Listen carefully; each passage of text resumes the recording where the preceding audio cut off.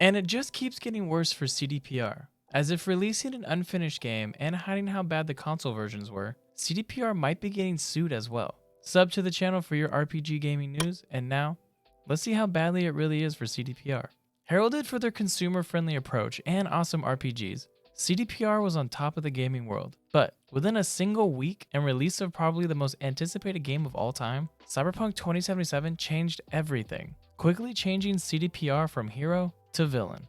Just when you think it couldn't get any worse, it looks like it actually could. It was recently announced that law firms in the US and Poland might go after CD Projekt, the parent company of CDPR, on the claims that CD Projekt misled both shareholders and public investors. US law firm Wolf Haldenstein, Adler Freeman, and Hertz LLP issued a press release on December 18th, stating they would investigate the possibility of a lawsuit on behalf of US shareholders, stating CD Projekt may have issued materially misleading information to their shareholders and investing public. Lawyers in Warsaw have called the company's actions a potential misrepresentation in order to receive financial benefits, according to the New York Times. This is crazy. I understand they had to reach a deadline, but potentially lying to their shareholders is on a whole other level. As we all know, the deadline for Cyberpunk should have been extended at least 6 months. I would have taken another year, honestly. I don't understand how CD Projekt let their game get released so awfully. The real question is though, who made this deadline? The board? The project managers? CDPR? I feel like there was a real lack of communication or transparency with these three bodies.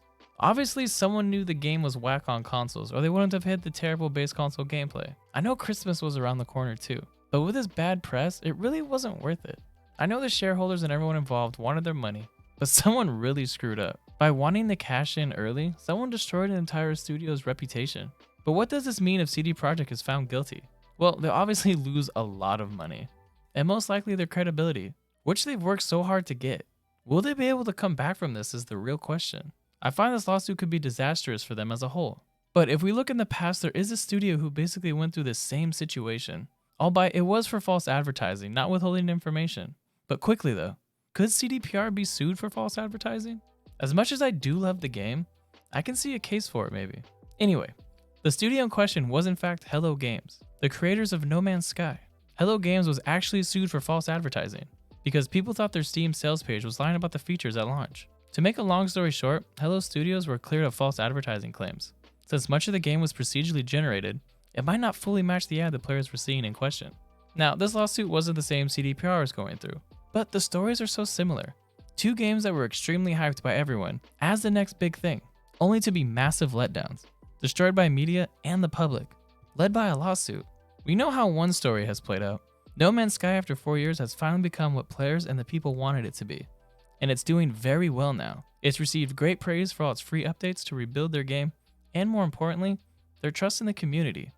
We have to wait and see what happens to CD Projekt now. Will their studio rise from the ashes and turn the tide in their favor?